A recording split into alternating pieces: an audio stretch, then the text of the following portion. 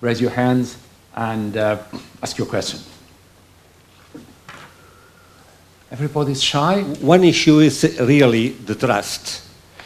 For being digital champion, you need to really get, as you have been learning from both speakers, that the user needs to trust. We have the big data. Now the computer is handling on my behalf the data. Who is handling the data? Who is controlling the data? How can we keep the regulators updated with this speed in order to keep this trust? Thank you. Would you like to have another question or two before, to keep it more lively? Please. I would like to ask the question, or your opinion in fact, about the cost of the big data. I mean, we're collecting data at an unprecedented speed, and we in fact not really know how to organize them. I mean, in the past we had librarians, archivers that knew how to catalog books and other artifacts, but I don't think we have the same skills today for data. And the more we are storing, the more it costs energy-wise and also from the human capacity-wise, in fact, to find something in this data. So that's a kind of a general direction I would like to discuss. Okay. We try to collect the data that we thought we already knew, and that we try to manage it in the ways that we used to manage it, namely you pay attention to all of the data and so on. But a lot of these data, because they're being collected by automated systems, don't have a structure put on them. And so it's more a matter of exploration than discovery. And also with our use of social media, it's gone from message-based to, in many cases, flow-based data, where it goes by, you're not expected to see all of it, but somehow collectively we make sense of it. So I think maybe a partial solution would be to be more agnostic about what the data tell us, and then it's less costly, but also maybe more inventive. Thank you. So we have already 3 questions. One of the things that I think that we still need to improve a lot is the quality of regulators. Regulators have been focused, most of them, in competition aspects. Competition means really business centricity. Some regulators, such as the, shall we say, the Private Act kind of regulators, focus also on the privacy issues. I still think that we are far from being aware of how much we need to evolve, positively saying evolve, to guarantee that we can govern properly these kind of systems. I was involved some years ago in a science project that involved distributed agents, intelligent agents. And in this case, these agents they evolved, and at some point in time they were trading between themselves, literally on behalf of citizens. And the question that was raised by some of the participants in this project, that was absolutely experimental, is how much delegation can I give to a piece of software that is acting on my behalf? Now, we don't know this, but actually, we don't know, most of us don't know this, but actually, this is a question that has been here for a long time in trading. By the way, I quoted the second rate of suicide in professional terms in the world, that's doctors. The first one is trading, okay? The traders are guys that don't live long, okay? They have really a stressful profession, and basically to cope with it, they do all crazy things, precisely. But anyhow, we have accepted, society has accepted auto trading. I think that we should have questioned it. One of the major basic explanations of the bubbles that we have today is precisely auto trading. Computers don't get tired. They simply continue, okay? And as a result, we studied this when we studied maths a long time ago, asymptotic behaviors. We have vortex that can either be positive or negative, And vortices are very, very dangerous because you have singularity points in which, simply put, the limits are no limits, okay? Now, we should have discussed this because this is known, this is mathematically well known. Regulators don't know anything about this. So what I'm saying to you is I fully agree and sympathize with your question. I have to say that the dimensions of work of a regulator in the future are going to be much broader than simply put either competition or simply privacy. I think that we will actually raise questions that will be ethical. Is this correct? Should I allow this from an ethical standpoint? Now, ethics, as you know, there are limits of subjectivity in ethical questions. So the only answer that I can say to you is that I am fully aware of these, and personally I think that regulators should be, shall we say, guardians of society, positively saying, and guardians of society, old and wise. Does that resonate?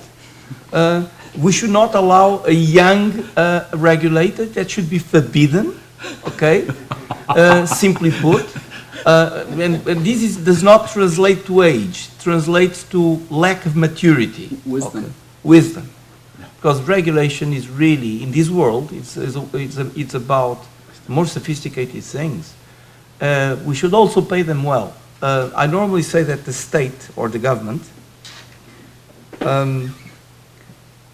how shall I say this? I don't want to be politically incorrect, which is very easy to me. Kind of easy. Governments are probably one of the verticals of society in which the impact of technology can be bigger. We've had governments that were composed by mostly people that actually were doing clerical tasks, and with self-service coming of age, honestly, we don't need that. We can do it ourselves, okay? But on the other side, we need other classes of public servants that are much more exposed, and actually we need to pick them very well and we need to pay them very well, because if we don't do that, we will have lousy persons doing very, very, very important jobs. So I just want to emphasize that I simply agree with your statement. On the second question, I don't know the answer. I'm not an expert. I agree with you. Again, it's one of these things in which we're probably playing with costs that are unreasonable. Okay, we're doing things that are unreasonable. In Portugal, we have one of the highest penetrations of fiber in the world. Now that's great, isn't it? Except that we can't afford it. We're a small country that sometimes has manias of richness, okay? And I don't, as a citizen, as a guy that pays taxes, I honestly think this is bad. Because in many instances, we deploy fiber in rural areas with honestly very limited impact. And I don't understand it. It makes no sense at all. It's another element of what you're saying. I think that we need to guarantee that we also, and I don't have nothing against the rural areas. I live in one. I accept that I have a local connection that is limited. I can't have more than 8 meg, which pisses me off, but it's fine, because I mean, I'm surrounded by a few people. There's no market, okay? So I think that is another example of what I would call unbalanced use of technology. I think that we'll get there. It's a question of people studying the economics. We'll get there. It will take a bit of time, but we'll get there.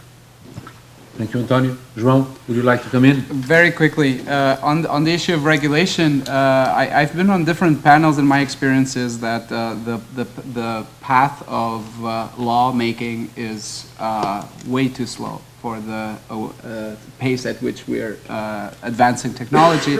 And at the end, I think our best hope is really to ensure that we educate young people and young engineers with a set of skills and principles for them to be able to self-regulate and analyze when you are able to do or allowed to do so, or when you should, even if it's allowed, whether you should do certain things or not. And regarding what's allowed or not, if you, António mentioned the healthcare sector, if you think of all the steps that you need for certification and trials and so on, it's years and years and years until you are allowed to have some kind of therapy or some kind of pill. But if you know, if it's deploying thousands of wireless sensors and actuators and having all these control loops, we're still way behind in terms of what needs to be certified and what needs to be guaranteed. I mean, we're watching this on every day. In principle, we're allowed to do tons of things that will affect people one way or the other. And if we're not careful, it could even endanger people's lives. And there are examples of that in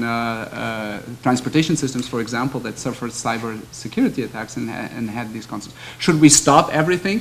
It's very hard, because the way economics work is those that go faster are the ones that are going to create wealth for themselves and for their societies. And so no society wants to put a brake on this type of developments. So in the end, I think it's very much up to individuals, and we'll just have to educate them as well as we can. And I'm not sure we're doing a great job at that.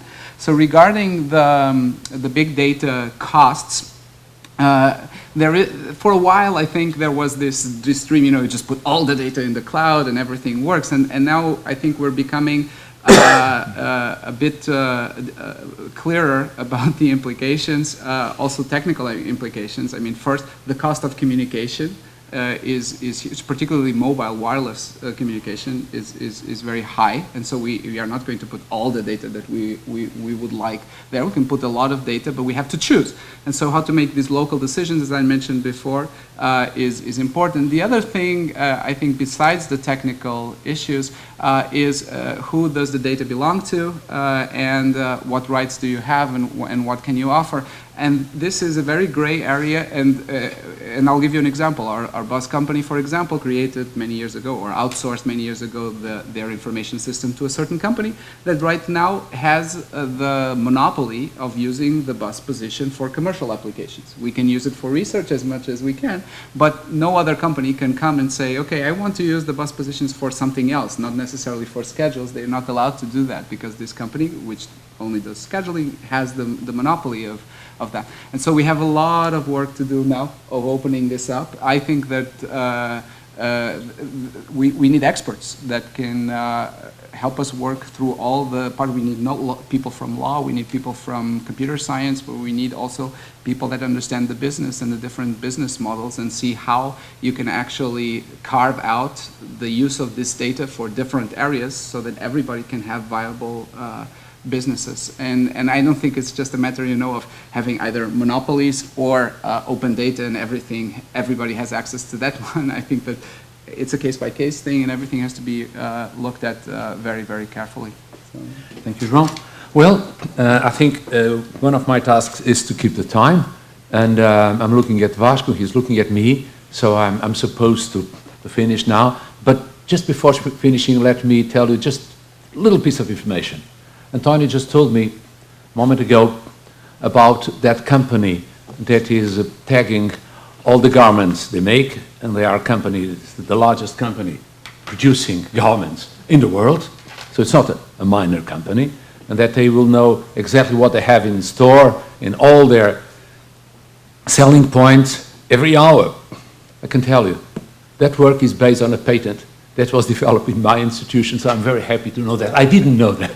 I just learned it about 10 minutes ago. Thank you very much for your time. Thank you very much for your attention.